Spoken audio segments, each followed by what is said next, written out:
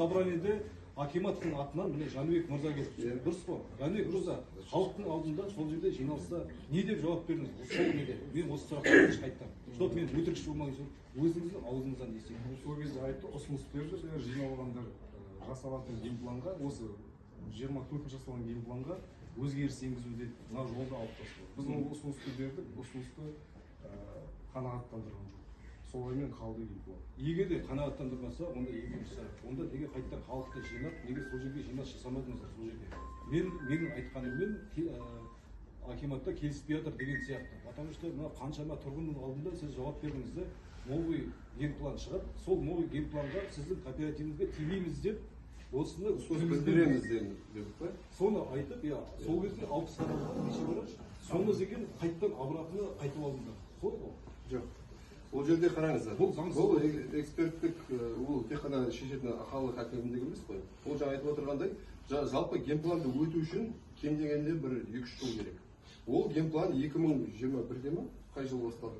Өзгерту. 21-де басталды. 3 жыл, былай айтқанда, ол әртүрлі 20 министрліктен өтеді ол. Әр министрліктен өтіп, Бегунов сияқты ғой, барлық жерде өзінің заключенияларын береді, сонымен өтеді. Соңында премьер-министрдің қолымен ол бекітіледі. Сондықтан да бұл жерде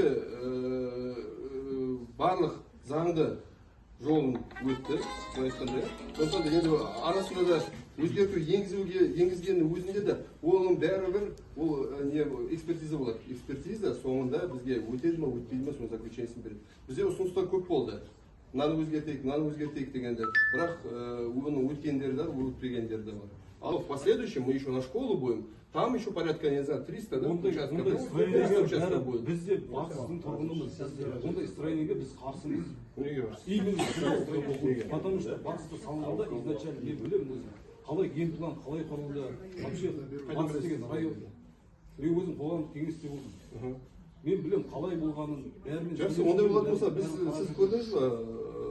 Жалпы бас жоспарды көрдіңіз бе? Бас жоспарды да көрдім. Ешқандай инфраструктура ПДП-ні көрдіңіз бе? ПДП-ні көрдім. Ешқандай қарастырылмаған мына баста.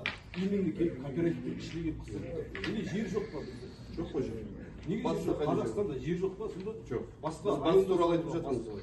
Именно басқада неге жер жоқ? Қайда жер? Үйлердің бәрін салғанша, мысалға, қаншама бір микрорайон салынды ма, сол микрорайонға жететін мектеп салыну керек, больницасы салыну керек. Енді биылдың өзінде батыста 2 мектеп салынды, білесіз ғой, 2000 орындық, жаңа 900 орындық, мына жылдың соңына дейін біз тапсырамыз. Жетеді ма сол? Жоқ, жетпейді.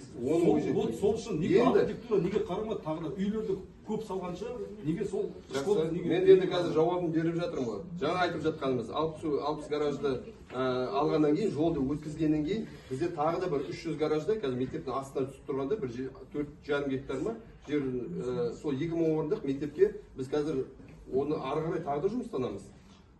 Тағы да гараждар, бір 300-дей гараж түседі оның астына.